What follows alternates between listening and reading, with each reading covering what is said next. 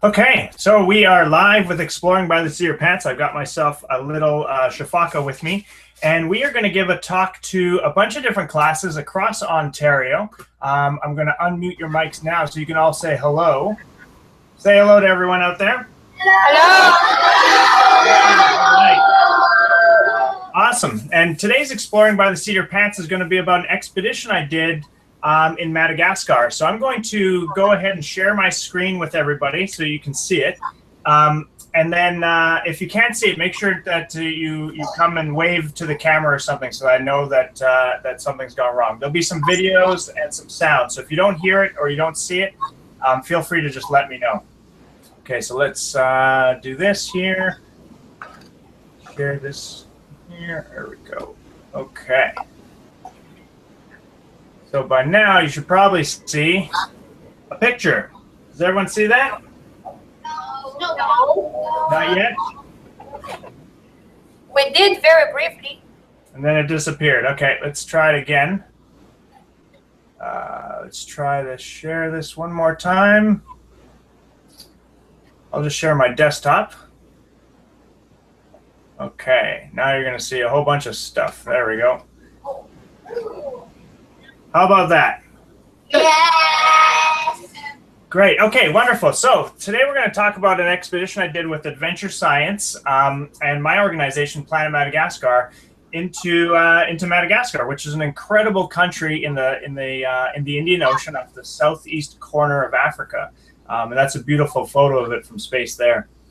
What I do is I actually run a nonprofit in Toronto called Planet Madagascar, and we work on community development, education, and conservation in Madagascar.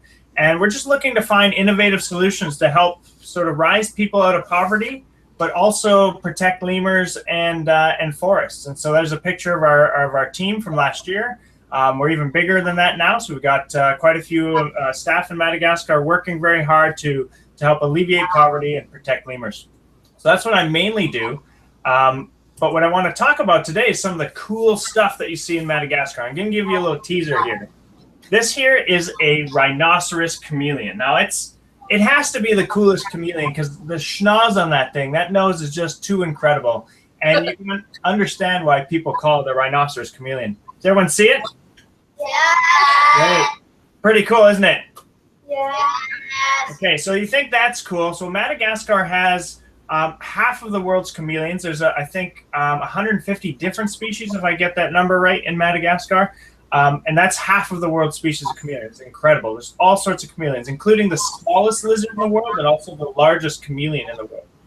Well, if that's neat, what about this thing? This thing's pretty incredible. This is a giraffe-necked beetle. Oh, This is a tiny little bug that has this giant long neck. The males have these really long necks to attract females so they can mate, and they eat leaves and of a particular plant. So if you go to Madagascar and you go to the rainforest, if you that's this one plant species, you'll find this cool giraffe neck beetle. So that's an awesome thing that you see when you're in Madagascar. So they have cool chameleons, cool beetles, and I really like this next one. This one here is called the Satanic leaf-tailed gecko, and they're really cool. If you ever get a chance to Google this or see some of my other talks, you'll see that there's a lot of different species of these geckos, and they blend perfectly in with their environment. So they're meant to sort of camouflage themselves. This one's very visible because I fired my flash, and so it's easy to see him. But it usually just sits on the tree, looking like a dead leaf, waiting for something to come by. So those are some of the cool things you see in Madagascar. Of course, most people think of lemurs when they think of Madagascar, and I'll talk about them a bit later, but I wanted to show you some of these great things before I get into what I did on my expedition. So on the expedition, I went with two other explorers from the Explorers Club, George Karunas and Simon Donato. We went on an expedition to go find lemurs, find caves and different archaeological sites, and to find dinosaur footprints.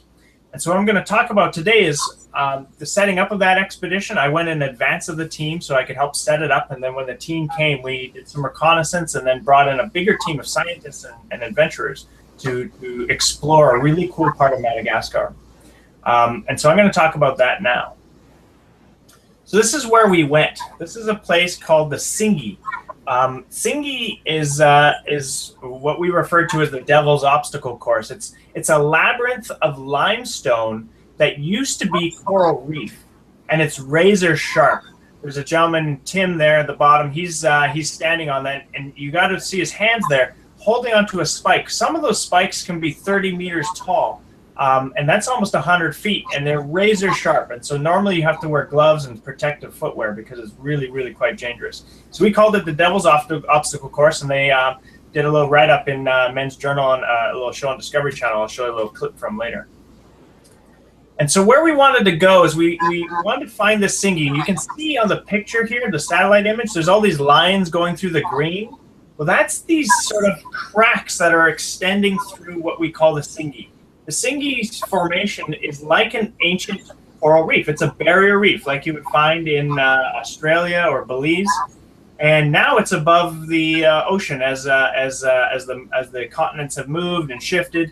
And it's become this interesting geological formation. And looking at it on the satellite image, you can barely see it because you don't see the actual Tsingy. It's covered in forest. And so it's an incredible little place. So we started to look at it on the satellites first, and we found a potential base camp where I put the yellow pin in there. So I went in advance of the group to go and see if we could set this thing up. So to do that, I had to leave from Toronto all the way across to Europe. And then a flight from Europe, which was another 11-hour flight, to get me to the other side of Africa, the bottom southeast corner to Madagascar, the 4th largest island in the world, where we ended up going and to the right-hand side of, so I'm just going to move past this because that's not the same spot, to a place that looks like this. So from the air, you can see there's a big difference between where there's forest and where there's not. And that's a lot of that's due to fires. And in that forest, we'll play a little clip here, as we're flying over it, you can kind of start seeing some of the cracks. So underneath that forest is this Tsingy, this razor-sharp rock that I was talking about. You can see it in the bottom left here, these lines, these striations. And our objective was to cross through this forest, through the Tsingy. It was about 5 kilometers long, to go see if we can find a route through and to discover a bunch of cool different things. So this is what I did. I flew all the way over there, got some vehicles, and then we drove for 3 days to get to the location. 3 days on 4x4. In the top left there, those are the roads that we went. And then we had to hike all our equipment into a certain spot. We had a plane bring in the rest of the other team. And then I used motorcycles to go find and scout our location. And where we went, there was no road. So we actually had to build a road. And so we hired the local villagers to help us build it. I'll play a little clip of that in a moment. And we had no supplies. So what we did is we had lots of supplies, but we didn't have a lot of ability to carry stuff in. So what we did was we had local people build it, and then we walked it in from the nearest town instead of carrying it all the way from the capital and bringing all of our supplies from Canada. And so that was great. So it helped the local economy. We had them build us tables and chairs and all sorts of things for the expedition, which was really neat. And when we got there, we got to this edge of this park, which used to be forest, but the park limit stops in the middle of the grassland. And you can see it's a really remote area. And the sign on the right says in 6 kilometers, the park starts. And this sign is actually not even that old. It was relatively new, but things are beat up in Madagascar. And it took a long time to get to this area, and very few people actually visit it. And we were the first to cross the Tsingy in this area. So this is me sort of talking about one of our attempts to make it in. So we're building the road here. We're 8 kilometers into our trek. We got to get another 12 and a half to make it to camp. The problem is, of course, there's no real road. There's a road that sometimes you can get ox carts in, but it's not meant for vehicles. We're trying to fix that and sort that out now.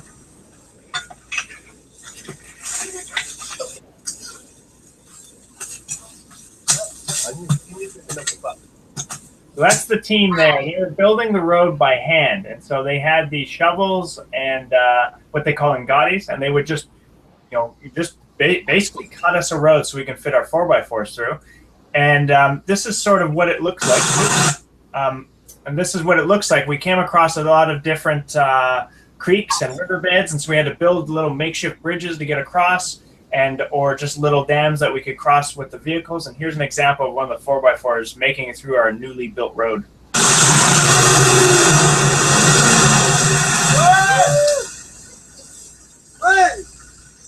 So it was pretty slow going because we had to move the rocks by hand, involved a lot of people.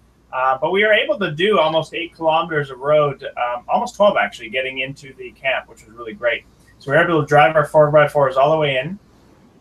And when we got to camp, we had, let me just move to the next slide. We had our 4x4s there. This is the team it took to get there.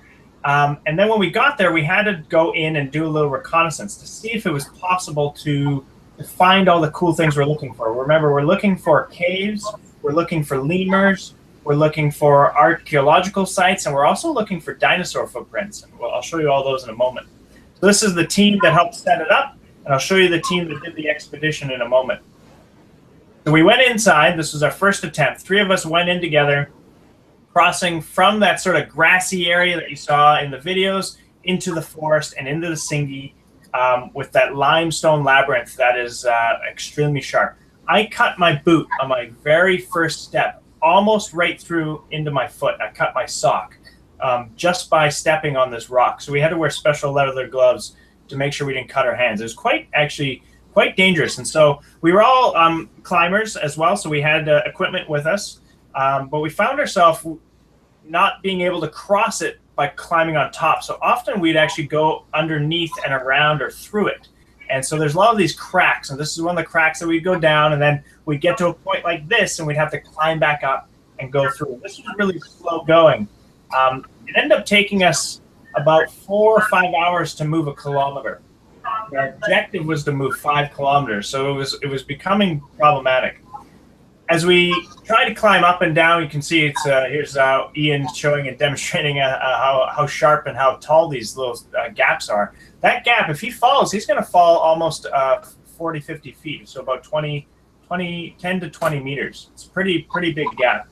And we had a real hard time going, but we'd be surprised every now and then by really cool things in the forest. This is another one of those leaf-tailed geckos.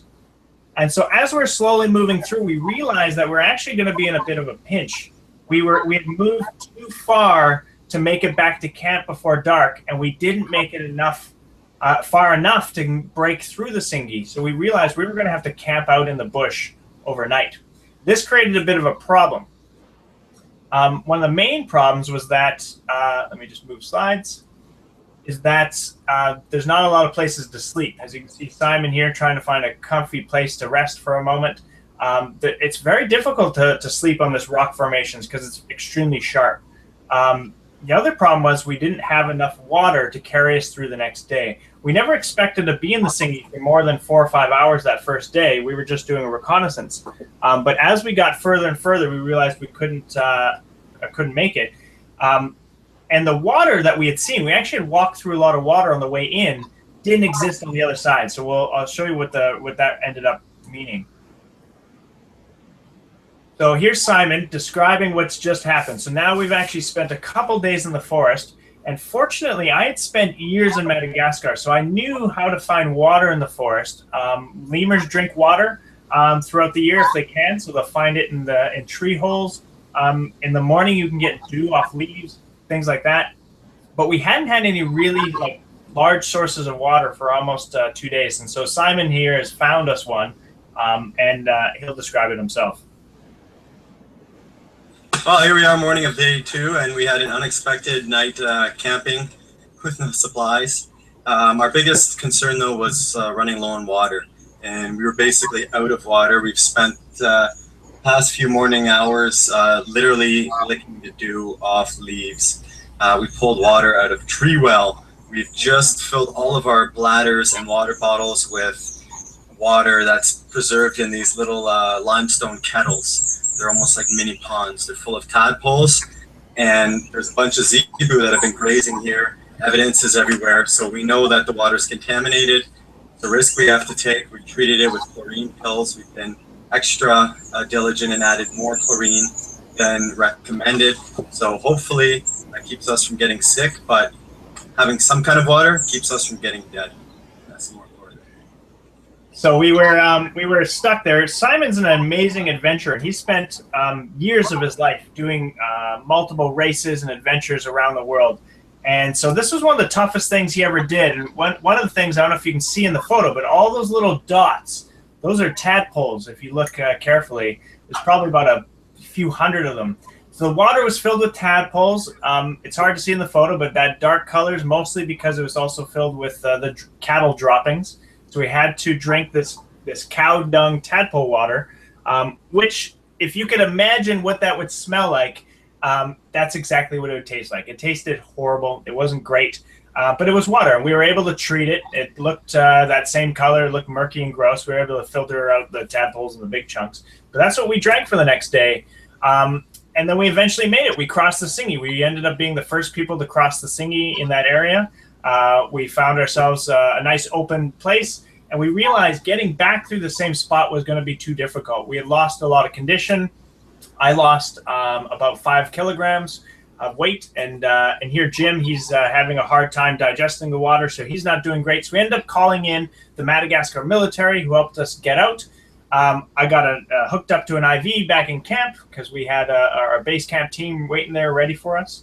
And it was a bit of a disappointment for us because we had come out as explorers, and we never had this happen to us before, where we had to be rescued from a situation.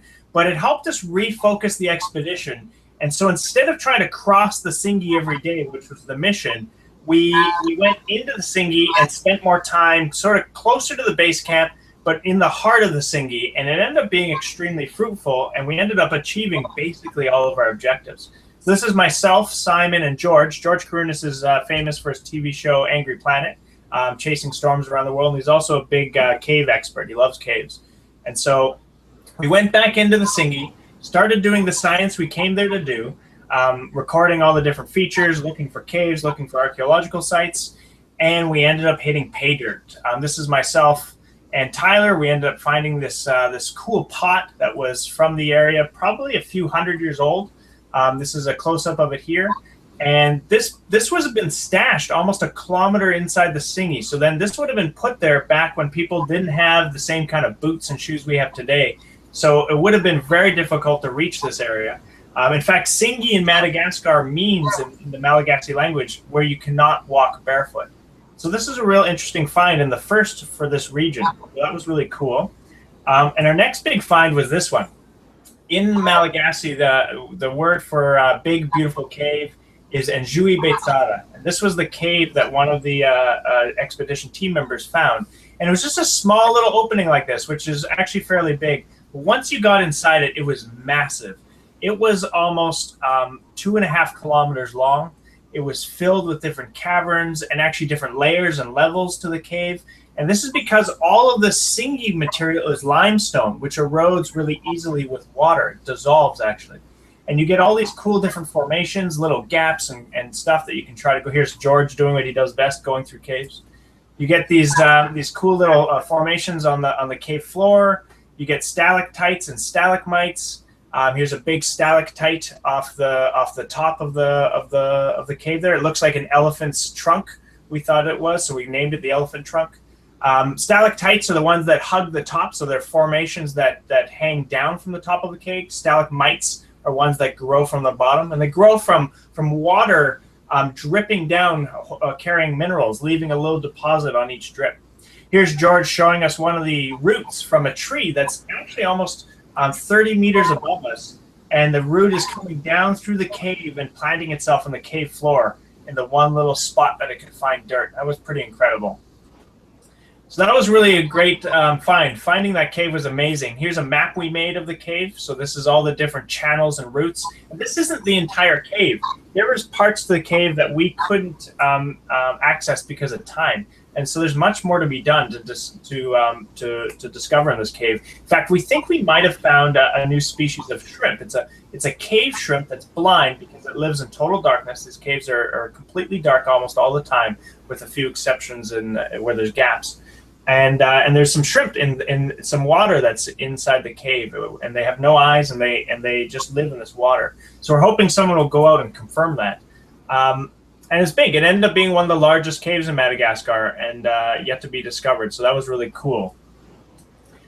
Well, the next thing we wanted to find, we were hoping to find a new species of lemur. The area is supposed to have 11 species. They have little mouse lemurs and brown lemurs. I'll show you a picture of those in a moment. All sorts of different types of lemurs. And although we didn't actually discover a new species, we did see evidence of the which is number 9 on the list there. It's one of the hardest lemurs to find. I have friends who study and they've studied them for years and actually have never seen them in the wild because they're so hard to find. But we found evidence of them, which is great. So we're able to put that mark on sort of the distribution map for and we saw that there was actually quite a few lemurs in some of the areas, but not in others, suggesting that there might be some hunting pressure in the area. So here's a few pictures of the lemurs. There's on the left, there's one of the brown lemur. He's winking at you. On the right is a nocturnal species of lemur called a lepilemur or sportive lemur. So they hide in tree holes during the day, and at night they'll come out and they'll forage. And they have these big teeth. In fact, most lemurs actually have very large canines. You don't see them, but you can see them here because they're hanging below his lower jaw. Really, really cool species. Lemurs have mobile ears, so they can move their ears so they can hear better. They have wet noses, kind of like your dog or your cat, so they can smell things better.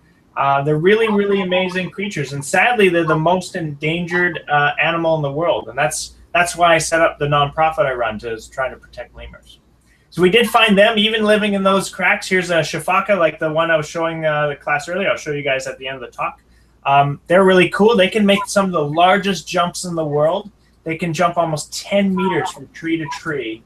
And if you ever see a TV show called Zaboomafoo, it's not on anymore, but if you can find it on the internet, it's about one of these lemurs, a Kokorel Sifaka, that's in the Duke Lemur Center, and they have a show about that's really cool. But we also came to go see dinosaurs. And of course, dinosaurs are now extinct, but we knew that there was tracks in Madagascar, dinosaur footprints. If you look on the right-hand side, maybe some of you with a good eye can actually see the tracks. And we had heard about them being further south, these tracks, because if you remember, I said this was an ancient coral reef. So there had to have been an ancient shoreline. First, there would have been a lagoon, then there would have been a shoreline. On that shoreline is what you're seeing in the right-hand photo. This is the ancient shoreline that's now been sort of preserved. And the previous researchers, just only in 2010, found theropod and sauropod tracks a little further south. So we wanted to see if we can find tracks in the north to sort of demonstrate that this was a trackway that was actually frequently used. They found very, very few sauropods. Those are the four-legged dinosaurs. But they found many, many theropod tracks. So we were expecting to see lots of theropod tracks once we got there. And this would have meant having to cross over the Tsingy again. So we ended up doing that at the end of the expedition, crossing over one more time to try to find these dinosaur tracks. And so we ended up doing it. It was a real success. It's really hard to see in this photo, but that's an actual dinosaur footprint that's been preserved in the limestone for millions of years. It's about 41 centimeters wide. And if you take a look at this, it kind of shows what the track would have looked like, just a rough description. So this is the theropod dinosaurs, those sort of two-footed ones from the previous image here. This is actually an image of a Malagasy dinosaur they discovered a number of years ago. And so that's the kind of dinosaur, probably not the exact one that made this footprint, but that's the type of dinosaur it would have been. So maybe a predatory dinosaur, walking on two legs with these cool three-pronged feet with 3 toes. So that was really exciting. And this is the team here measuring the different tracks, looking to see how many they could find. And you can see it makes sense. On an area like this, it would have been really flat. This would have probably been the top of a beach at some point. And now it's being taken over by tropical dry forest. At the end of an expedition, this expedition took about 2 weeks, and we did lots and lots of treks into the bush, and we spent basically most of every day in the forest trying to explore the cave, look for tracks, find lemurs, look for archaeological sites. So you can see one of our T-shirts we had at the beginning there. That we kept that one staying nice and white. This is what it looks like afterwards. You don't get to shower while you're out there, so you end up being kind of smelly at the end of an expedition. And this is the expedition team. So this is the scientists and adventurers that came with us. And plus, you add the first group of team that we had. So coupled together, we had about 20-some people. And there's the Explorers Club flag. So we had an Explorers Club flag with us. Meant it was an official expedition with the Explorers Club. And it was a lot of fun, real cool experience. And we got to see a lot of neat things. I want to show you a quick video. It's going to take a few minutes, and it sort of wraps up everything I've talked about and shows you in video form what we did. And this is a little shot that was on Discovery in Canada here. Let me just play that for you.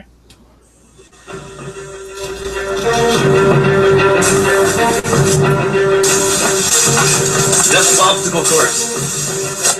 There are few places left on this Earth that have yet to be explored. And that's just how the Adventure Science team works. Here we are on our drive into camp. We're going 8 kilometers, another 12K to go. Yeah. They're an unusual team, built on the idea that extreme athletes working with scientists can cover more ground and make more discoveries. Our approach is quite novel in that we're pairing athletes and science, and that we're trying to use those field skills to achieve academic ends. They've come to Madagascar to survey the wildlife, explore cave systems, and do a little paleontology along the way. So we've been battling through Great Tsingy forest, stepping over dikes and razor-sharp limestone features. There's definitely a reason why people don't do research out here. So we just did our first science stop at this really cool stinging outcrop here. Basically, it's about 10 meters high, and it's got numerous channels cut through it. For both scientists and athletes, there is real danger every step. Is there a way through? So we're navigating a bearing right now to try to pop through this forest and this Tsingy labyrinth. This pinches down a bit, as you can see, but there's a portal heading down, and we can push through this. Holy smokes! Yeah, I wouldn't mind having those knee pads right about now. It's a real grind, but it doesn't take long before the team makes their first discovery. So Travis and Tyler just came in to explore this offshoot cave, and they found our first cultural artifact. They found a wide-rimmed pot. There's just really a general absence of cultural material from the earliest inhabitants of Madagascar. The significance of this is huge. This is the first cultural find in this region. For a team with lots to prove, it's a great start. One that leads them straight into the underworld. Let's see how far this goes. And I have no idea any human has ever been in. I'm betting no. By far, this is the largest new cave system that I've ever explored. Looks like we found a cave leech. You can see it's got a flat head on the front there. It's looking for somewhere to attach itself. Maybe get a little meal. This place is amazing. There are rooms with spokes going off in every direction. Each one of them leads to another incredible passageway. After a grueling 14 days, covering 70 kilometers of the toughest terrain, the Adventure Science team can head home with nothing left to prove. We did everything that we needed to do. Proud to be part of this team. Proud to be part of something special. It was a lot of fun. Let me just swap off that camera now. Just give me a moment. There we go. Wonderful. Okay, so yeah, it was really exciting. We really enjoyed that expedition. It was really cool. We discovered everything we wanted to discover. The only thing we didn't do was find a new lemur species. Here's the Sifaka I was telling you guys about before. But we saw lots of lemurs and we saw lots of cool things.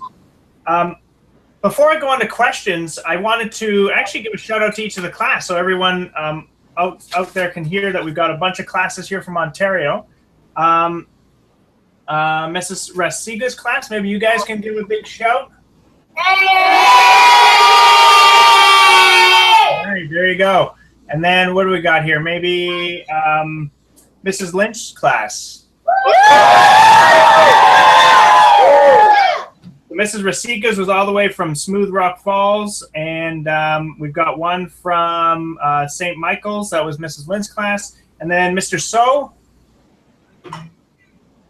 There we go. All right. We got a few excited guys there. Welcome. Awesome. That was from Ray Lawson. Cool. Okay. Well, here we go. So we have, also Mrs. Medina's from Ottawa at St. Bernard as well. And I think her mic's off. But does anyone have any questions they'd like to ask me? We do. Great. Who's that? That's Mrs. Rosiga's class. Great. Feel free to come on up. Ivy. What was the most dangerous part of the expedition? Ooh, the most dangerous. That's a good question. The there's two things that were dangerous, I guess. The main thing was crossing over the Tsingy. That was very dangerous because it's very sharp. The second was when we went in the cave. We had to be very careful because this cave was so large that you couldn't see. If you turned off your lights, you wouldn't be able to see the hand in front of your face. So we had to be very particular about how many lights you had, how many extra batteries, etc. And eventually you saw that one point where we went into the underworld, where we went down in the cave where the water was there. So I was one of the first to go in there. The water went up to our necks, and we only had this much space, just enough space to clear our sort of head and helmet. And we ended up clearing through this little area and ended up in a new opening, which was really cool. So those are the two most dangerous things: was the crossing the Tsingy or the sharp limestone, or going through the cave. We have a question. Great. From Ray Lawson. Is there any type of species that does not belong to the ecosystem or biodiversity of Madagascar? Okay. So was the question, is there any type of species that does not? Okay. Yes. So is that the question? Does not belong? Yeah, it does not belong. Okay, great. So the Madagascar is really cool because, as you probably all already know, it's very unique. It's got 80% of what you find in Madagascar is only found there. And it's one of the few countries where there's not a lot of animals from other places or plants from other places, which is great. But there are some examples. So dogs, cats, these are two introduced animals that are actually having a real rough time on the ecosystem there. I know there's places where cats I've seen hunting lemurs, and same with dogs. There's the introduces the Norway rat that you see everywhere. There's only one little part of Madagascar that actually has sparrows. And so that's unusual because the European sparrow has made it everywhere else. I forget the name of that fungus, but that fungus that affects frogs have just recently made it to Madagascar about a year or two ago, and it's devastating the frogs there. So there is a handful of sort of invasive species, and there's more than I've described now. And they're causing a big problem because the environment's not set up for it, but it's not as bad as other places. In fact, we probably have more invasive species here in Canada than they do in Madagascar. And the U.S. as well. Any other questions? Yes. Yeah. What's the most exotic animal you've ever seen in Madagascar? Most exotic animal I've ever seen in Madagascar. Okay, if I have a photo of it, I'll try to see if I can find it. It's called a web-throwing spider. I have one somewhere. I know I have a photo of it, and I'll try to dig it up while we're talking here. But it doesn't seem to be on my computer easy. It's a spider that makes instead of making a web that it waits for an insect to hit, it will actually make a little net. What it does is when a fly is flying past, it'll throw the web at it, catch it, and reel it in like a fisherman. And so I had heard about them, and I didn't believe that was actually a real thing. It's kind of like Spider-Man throwing his web out from his arms. They do the same thing, and they'll catch their prey and pull it in. So it's called a web-throwing spider. If you get a chance to Google it, if I don't find the photo, that would be something cool to look at. All right. Any more questions from the classes? We have one more. Yeah. I'd like to ask questions. Sure. How do you get the funding for your nonprofit organization? Oh, that's a great question. So how do we fund the nonprofit? We rely really heavily on grants from different agencies. we rely heavily on donations, and we rely heavily on sort of just the individuals who help us out, and that's mostly through donations. So there's lots of different ways people can help. We sell calendars. I don't know if I have one here. We have a cool primate calendar we sell every year. We have all these different neat things that you can adopt a hectare. There's lots of cool ways to help our organization. In fact, we have schools as well doing great stuff for us in different parts of the country. It's hard to get money, and because there's so many problems in the world, as you all know, and to try to convince people that your problem is the one that needs a solution the most is difficult. I argue Madagascar is one of the most important because it's the most biodiverse, the most singular country in the world, and yet also the most endangered. And so it's something that would be really cool to protect. Do we have some more questions from the other classes? Were your parents supportive when you told them that you were going to go to Madagascar? Which class was that? Mrs. Lynch. Okay. What was the question again? Were your parents supportive when you told them that you're going to go to Madagascar? That's a great question. All these are fantastic questions. I love these. My mom doesn't like when I go to on adventures, and so I don't always tell her where exactly I'm going. I don't tell her what I'm doing when I get there. I tell her where I'm going. She's like every mother. She's protective, and she's extremely supportive of my work. She allowed me since I was a small boy. I've been wanting to do what I do since I was younger than many of you. And she helped foster that interest. She allowed me to be adventurous, to go outside, and she let me do all sorts of fun, crazy things that most people don't do now. And so I joke that I don't tell her, but she doesn't like that some of the stuff is a bit dangerous. But to be honest, what we do sounds dangerous and it looks dangerous, but living in a city can be just as dangerous. There's traffic. It's just a question of we're not familiar with it. And so it scares people. So she's uncomfortable with it, but extremely supportive. Great question. Get some feedback from them. Pause them for a second. Any other questions? Is that it for everybody? Everyone's had a good time?